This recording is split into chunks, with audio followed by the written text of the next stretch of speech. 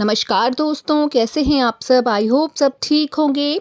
जिन महिलाओं की डिलीवरी की डेट नज़दीक आ चुकी है, उन महिलाओं के लिए वीडियो पूरा देखना बेहद ज़रूरी है।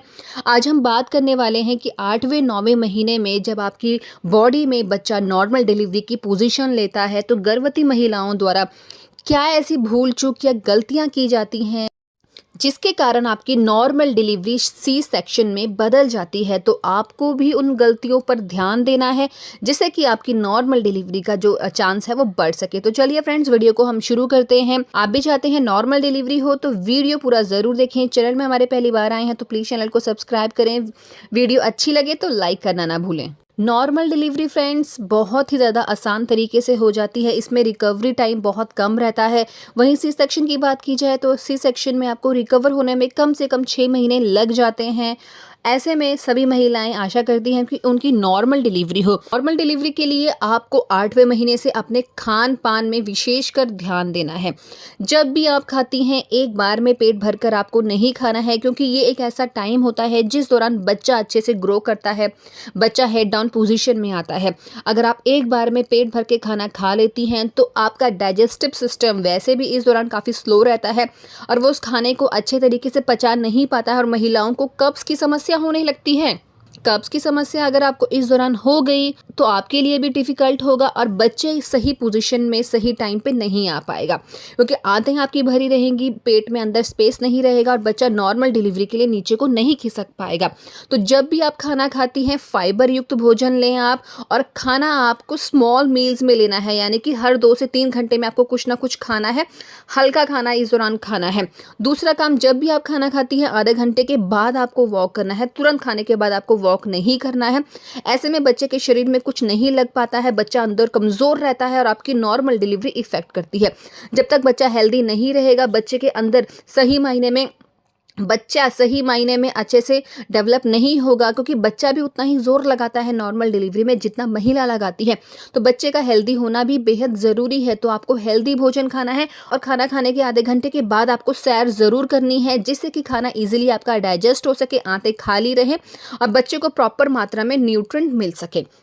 दूसरा काम आपको क्या करना है, इस दौरान जब भी आप पानी पीती हैं, स्पेशली 9वें महीने में, तो आपको गुनगुना पानी पीना है अगर सर्दियों में आपकी डिलीवरी होने वाली है। अगर नॉर्मल डेज में जैसे कि अप्रैल मई जून जुलाई अगस्त सितंबर में आपकी डिलीवरी होने वाली है तो ये महीने गर्म रहते हैं, तो इस दौरान आपको नॉर्मल पानी पीना है। नॉर्मल पानी पीना है, फ्रिज का पानी आपको अवॉइड करना है। क्यों करना है अवॉइड? क्योंकि जब आप ठंडा पानी पीती हैं तो आपकी मांसपेशियां स्टिफ होती हैं, अकड़ जाती हैं, और इस दौरान 8वें 9वें महीने में आपकी बॉडी में रिलैक्सिंग हार्मोन रिलीज होता है जो आपकी मांसपेशियों को रिलैक्स करता है, लचीलापन उनमें लेकर आता है। अगर आप ठंडे पानी का या ठंडे फलों का या किसी भी ठंडी चीज़ का सेवन इस दौरान करती हैं तो आपकी मांसपेशियां लचीली नहीं हो पाती हैं, सॉफ्ट नहीं हो पाती हैं और आपकी नॉर्मल डिलीवरी इफेक्ट करती है। और ठंडा पानी पीने से, ठंडी चीज़ें खाने से आपको सर्दी खांसी जुकाम की समस्या भी हो सकती है और बच्चे को भी ये चीज़ें इफेक्ट करती है और आपकी नॉर्मल डिलीवरी में समस्या आ सकती है अगर मांसपेशियां आपकी स्टिफ रहेंगी। तो आपको नॉर्मल पानी पीना है और सर्दियों में आपको गुनगुना पानी पीना है। एक गलती जो आपकी नॉर्मल डिलीवरी को बहुत ज़्यादा इफेक्ट करती है, जो हर 10 में से 9 महिलाएं करती हैं, वो है 8वें 9वें महीने में बहुत ज़्यादा टेंशन लेना, स्ट्रेस में रहना, नींद प्रॉपर मात्रा में ना लेना। अगर आप नींद 7 से 8 घंटे की नहीं लेती हैं तो आपके हार्मोन्स अच्छे से नहीं बनते हैं, रिलैक्सिन ऑक्सीटोसिन हार्मोन, और आपकी नॉर्मल डिलीवरी इफेक्ट करती है।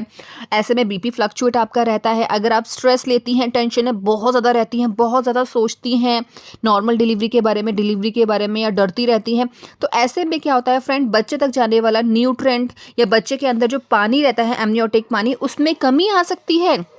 जी हाँ फ्रेंड्स, जैसा आप सोचती हैं वैसा ही बच्चे को अंदर मिलता है। एमनियोटिक यानी कि तरल पानी भी अंदर कम हो सकता है अगर आप टेंशन ज़्यादा लेती हैं या बच्चा सही टाइम पे सही पोजीशन में नहीं आता है। ज़्यादातर प्रॉब्लम या ज़्यादातर केसेस में यही देखा गया है कि जो महिलाएं स्ट्रेस में या टेंशन में ज़्यादा रहती हैं, नॉर्मल डिलीवरी उन्हीं की इफ़ेक्ट करती है। तो आप स्ट्रेस में ना रहें, टेंशन में ना रहें, हैप्पी रहें फ्रेंड। जो होगा सब अच्छा होगा। टेंशन लेने से कुछ नहीं होता है, बच्चे की हेल्थ और आपकी हेल्थ बिगड़ती है। बीपी का फ्लक्चुएशन आपको रहता है, ठीक है। अगर आपको थायराइड है, शुगर है, तो वो भी आपका अप एंड लो हो सकता है। तो इन सभी दिक्कत से बचने के लिए आपको स्ट्रेस फ्री रहना है। 7 से 8 घंटे की नींद लेनी है। खूब सारा पानी पीजिए जिससे कोई समस्या आपके अंदर ना आए।